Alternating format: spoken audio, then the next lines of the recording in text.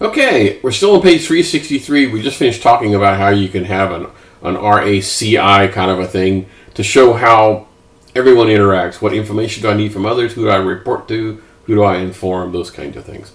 The next thing, talk about the staffing management plan. So the idea is I need to figure out how many of each type of people do I need. So in this particular sheet, here are how many managers, how many business analysts, how many programmers, how many technical writers. And it's going to change over time. That makes sense, right? So how many people will it take to pull this thing off? So yes, you need to do this kind of analysis. Okay, the next one on page 364 talks about acquiring the team. And once again, they don't really talk necessarily about recruitment. Not really, okay? So in their definition, they're talking about, this is highly competitive environment for high IT folks, right? I mean, if I don't know about all the rest of the jobs in the world, but my goodness, this is hyper competitive. You really can shine if you're the absolute best in the world.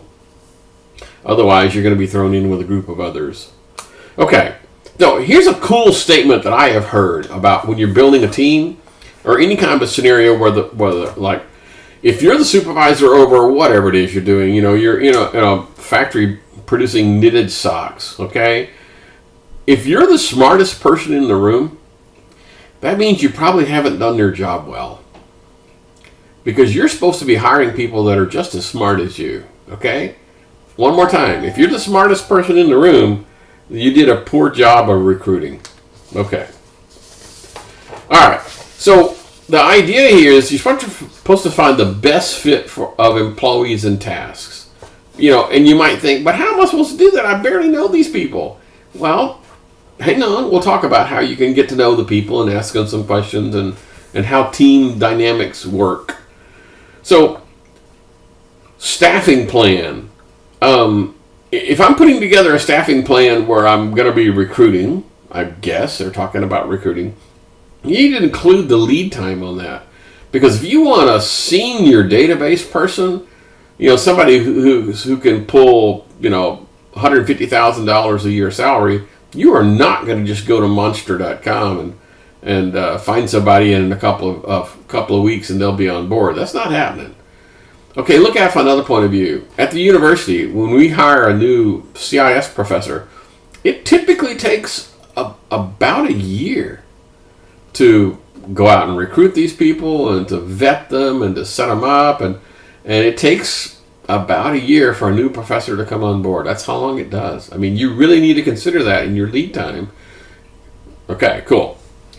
So, resource loading. So I've got all my people. Now I need to figure out how much how much work am I asking them to do? So here's a screenshot from Microsoft Project that basically says this one particular person, whoever this is actually overcommitted by 300%. In other words, they're trying to get it for all this work to happen. You need 3 of Joe Franklin's. So this is a good way of looking at it, going, whoa, I've got this person way overcommitted. I need to hire more people, or either stretch out the timeline or hire more people. I can go high or I can go wide, but I can't leave it like that because there's no amount of overtime. Basically, that'd have to work 24 hours a day in order to meet the schedule, and that's just stupid.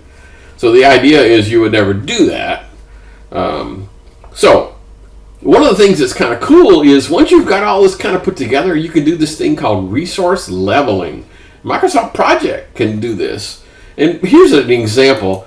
If you have a scenario where there's some slack in there, I could stack this thing up like this, where I have, 8 workers, and I'm working on tasks, C and B and A, or one of these things. But if I just think about it for just a minute, particularly taking into account slack, I can rearrange some things so I can do the same work with only 6 workers in the exact same period of time, just by rearranging things where there's slack. Now, I'll admit, if there's not an awful lot of slack involved, well then, okay. Maybe the B thing is, the A thing and the C thing are really unchangeable. Well, then you're not going to have any slack. But whenever you have slack, you have the ability to change resources and do resource leveling. Okay. And that is a really cool feature of Microsoft Project, which we'll talk about a little bit later on. Okay, the next one on developing the team on page 369. So the goal here, of course, is to work together more efficiently. That's the whole point of developing the team. All right, so they talk about stages of team development. And this is where we talked about, like how in the world can I know how to find the best fit for my employees if I don't even know who the heck they are? Well, this is what we're talking about. So the stages of team development. There's one called forming. Forming is when I get together and get to know each other. You know, everybody does introductions and that kinds of things. Storming. Storming is one of those things where you have different opinions. There's conflicts. Now, not necessarily bad things, right? We're not talking about necessarily horrible things. We're talking about those things where it's okay at the beginning to not have everyone agree on how we're going to do things. That's okay. Norming. Norming is, okay, I've come up with common work methods and I'm already at collaboration. In other words, we've kind of gone through all the decisions have been made. Now we're trying to normalize what it is we do. Performing is the emphasis on the end goal, right? So we're not really concerned about all the process here. We're talking about, okay, everyone's on board and we're trying to accomplish the end goal here. And then adjourning, which basically means, okay, we're done. We need to break up the team and move on. All right. So the next one we talk about is training. So the training is kind of sort of important. In the case of the case study, that's kind of a weird way of saying it, is the person in there had just been to one of the trainings on how to deal with difficult people. Remember the mirroring technique, right? We talked about? That's where that came up. And they talk about it's good to have like just-in-time training to kind of refresh your memory and to have it happen right before you have to do something, not like 6 months before or a year before. And probably on a case-by-case basis, you probably need to have a lot of training available for team leaders to help do this stuff. So, team building. Now, some of this is outrageous, okay? I'll just tell you up front.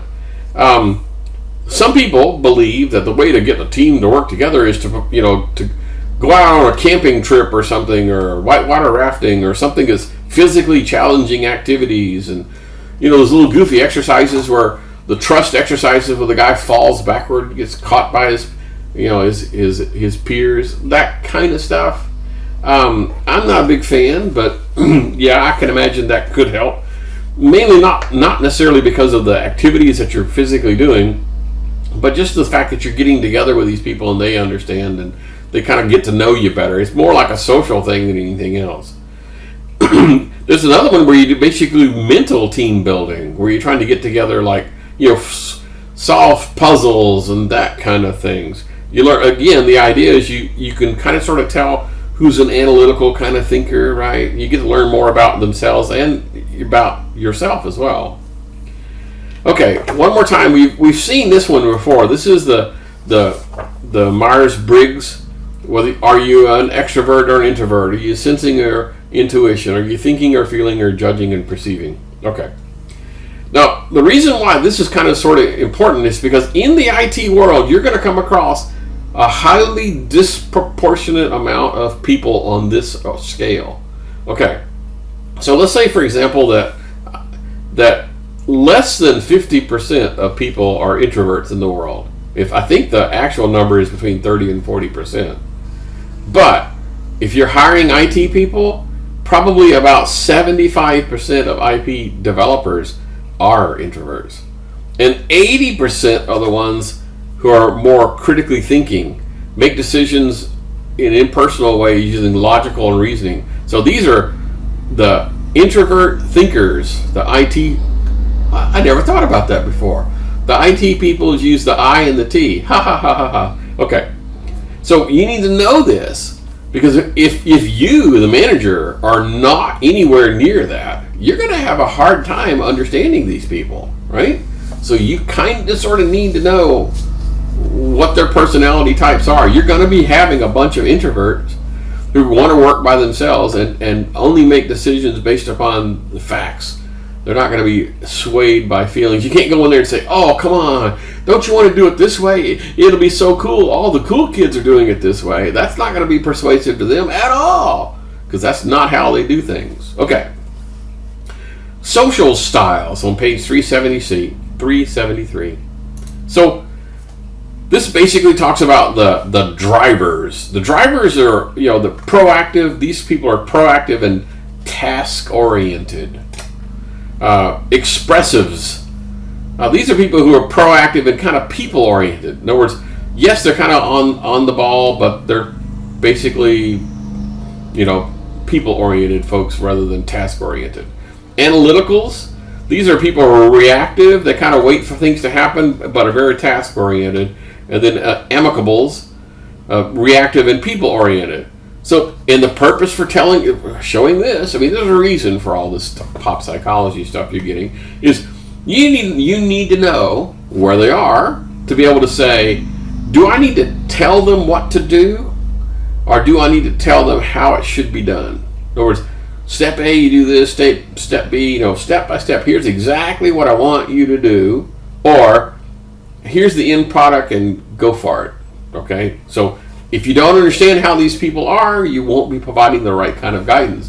If you provide wrong kind of guidance, either A, they're going to be annoyed that you're telling them to do all this stuff that they don't want to do, or B, they're going to say, well, I don't have a clue what it is you want me to do. Okay. To continuing this kind of thing, there's one called DISC.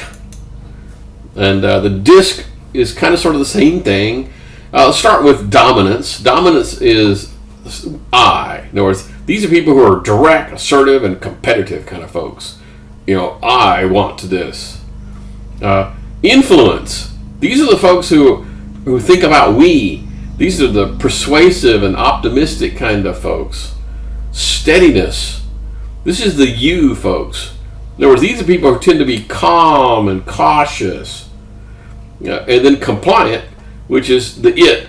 And these are very data-driven, risk-averse, very concerned kind of people, trying to make sure that we don't step over the rules and that kind of stuff.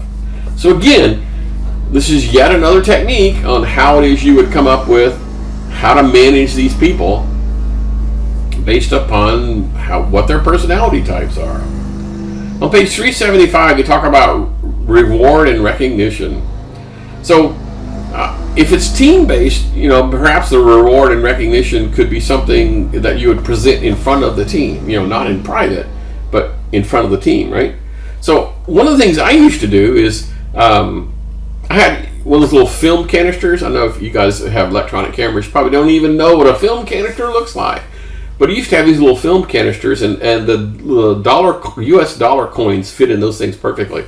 Anyway, and I would go around and talk to people in the team, and if they were doing well, I would say, you're doing an excellent job on that. So I would whip out and give them $1. Now, it's kind of symbolic, right? Because it's not, it's not the dollar. Because if it was considered, a real honest to God monetary award, it would be kind of embarrassing. But instead, it was in front of the team saying, you got $1 for doing a good job, because it's all part of the team. And remember now, not always money. There was a story, they were talking about IT developers, and they were talking about what kind of recognition or reward do they want. And one of the guys was talking about, well, getting a raise, or that's pretty good, but what I really want is, I really would like you guys to give me a faster computer. Like, really?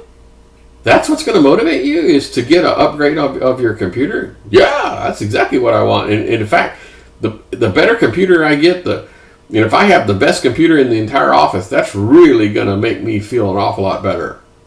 Okay, that's a little weird, but it works. Okay, we're coming up on the 15-minute mark, so you know what to do.